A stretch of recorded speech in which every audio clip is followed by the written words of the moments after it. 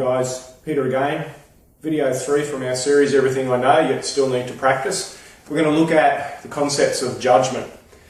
As somebody who's taught leadership, management, team development for around 15 years now, one of the things I've noticed that gets in the way for a whole lot of people is this mindset of judgment. Now, I'm not saying judgment is completely a bad thing and we've got to live in the real world. We're not Buddhist monks, so we're not going to be completely free of it. But let's talk about how it can hinder or how it can help. So we'll start with the way it can help. Judgment is important in a number of areas.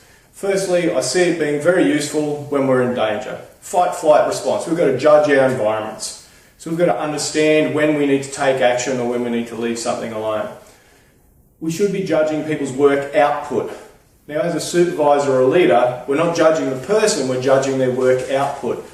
So there's a number of things that we want to check there. Did they know what to do? Did they know how to do it? And did they have the resources to do it?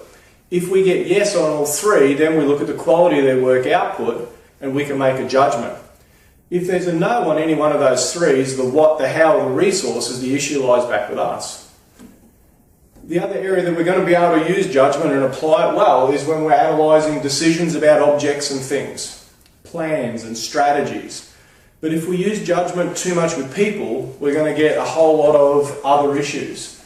Because judging people destroys relationships. And as a supervisor, as a leader, as a manager, I think anybody functional in the world, you want to have good relationships with people. If you're an over-judgmental person, I'll promise you this. It'll kill rapport, certainly destroys trust. People don't want to feel judged, they feel attacked. It destroys trust levels and they get defensive. And the best form of defense is often attack. Somebody's going to attack you back. Certainly does nothing for the relationship with the individual that you're working with. It destroys followship. They're going to be very reluctant to follow you unless you're constantly using a big stick approach in that relationship. It definitely creates this defensive behaviour that I spoke of before, and it kills resourceful states in all. Now, we spoke earlier in another video 1, about what a resourceful state is. If you're an over-judgmental person, it's probably being driven from an unresourceful state. If you're feeling incredibly judged, it will probably place you in an unresourceful state unless you can remove yourself from that. So, judgment. Instead of judgment, what can we do? Well, the trick is to remove that mindset for a moment and adopt what children do beautifully. It's what I call the David Attenborough approach. This genuine, intense curiosity. Whenever you watch any of his documentaries, he has a genuine, intense curiosity about his world. Now, as somebody who wants to build rapport with people, I think that's what we need to do. Build a genuine, intense curiosity about their behaviour. Remove yourself and become the observer. When you do this, it'll give you a whole lot of additional data. It'll give you more reference points to understand people's behaviour and why they do what they do. You see, we set up filters. If you've decided that somebody is a dickhead, then the only information that you let into your mind is information that backs up that hypothesis. That person is a dickhead.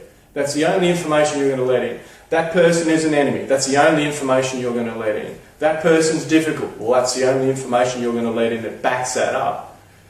Genuine, intense curiosity opens your mind up, allows you to think differently about the person, gives you many, many more reference points to understand. Now, a greater understanding, to me, equals better decision making, better relationship building. Genuine, intense curiosity, without a doubt, builds rapport. And there's a number of techniques that we're going to talk about in later videos for building rapport with people. And one of the key ones is to definitely remove judgment. We can become proactive rather than reactive if we remove judgment from our mindset. When we have a judgmental mind, we have dialectic thinking. What will happen for us is we become very reactive to this information that we've made judgment calls about, instead of just delaying, gathering more reference points. It enhances our resourceful state. In fact, you have to be in a resourceful state to remove judgment and apply genuine, intense curiosity to a situation. So being in a resourceful state to do it, and then it even enhances that resourceful state more. It gives you greater depth and breadth of understanding of your world. It expands the model of your world.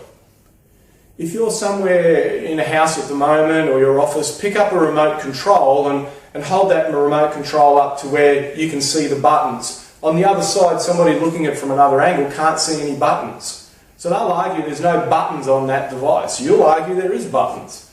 Dialectic, right or wrong. How about just is? How about I just change my perspective a little bit, gather some more reference point and see if the other person's got some validity in what they're saying. And generally you'll find that they do. Expanding. The other thing that it gives us, the other gift, it helps us detach our ego mindset. Now in a later video we'll talk about the ego mind, we'll talk about a number of things that drive it, but for now, if you'd like to, look up the Enneagram. So points 1 to 9 on the Enneagram, the 9 ego states of man. What happens when we're living and breathing and operating out of our ego state, you'll find that the judgment will fit that particular ego state. If you want to break that cycle, then applying a genuine intense curiosity detaches your ego mindset and places you in a much better position to understand what's going on around you. For those that have studied the Enneagram, you'll know exactly what I mean. The next gift that you get from genuine intense curiosity is that release from that dialectic thinking mode of right or wrong. And so the mantra that we can use here, or the little saying that we can put inside our head is, it's neither right nor wrong, it just is. So while I'm trying my best to apply genuine intense curiosity, I say to myself, it is neither right nor wrong, it just is. Remain open, gather more reference points. Eventually you'll make a decision, but you want to make a decision on more reference points. The other gift that it gives you, it does an amazing job at allowing you to flex within your personality preferences. So in later videos we're going to talk about what are personality filters, personality preferences, meta programs.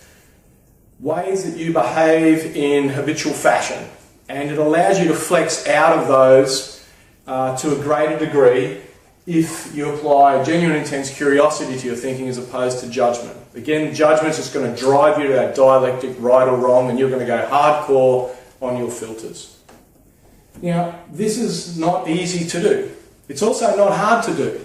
It just requires choice.